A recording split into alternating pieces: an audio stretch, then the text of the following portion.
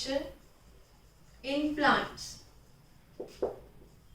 Now when we talk about translocation, it is actually the movement of various substances from the point of manufacturing to the point of utilization. Now when there is movement of substances in the plant, there are two important substances which are translocated or transferred. Those are the food and we have water.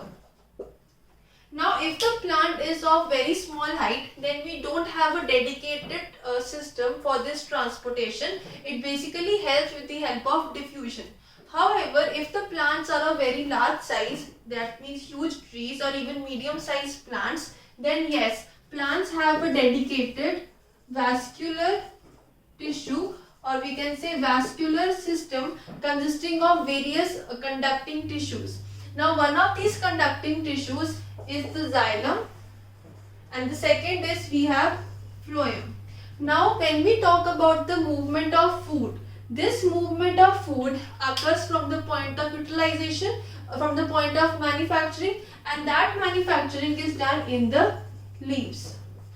So this conducting tissue transfers food from the leaves to other parts of the plant. But in the case of water, because water is absorbed mainly from the roots, so the movement is from the roots to other parts of the plant body. So food is basically transferred with the help of the phloem permanent tissue, and water is transferred with the help of xylem permanent tissue or the xylem conducting vessel. In the case of food, we have the phloem conducting vessel.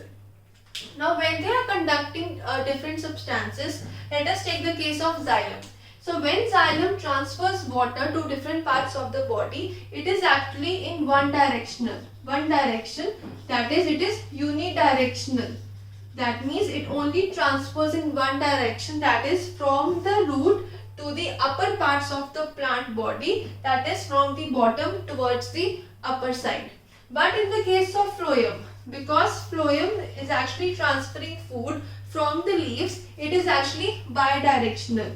So bidirectional or bidirection refers movement in both directions, that is it transfers in the bottom part also and in the upper plant body or the organs or the parts in the upper side of the plant body. This is the main difference between xylem and the phloem. That is, xylem is unidirectional and phloem is bidirectional. Now when we have discussed we can say the translocation or the main component of xylem and phloem, these are actually present in medium or high or we can say tall plants where they require a dedicated system for the translocation. Now all this translocation or all this movement is done with the help of energy.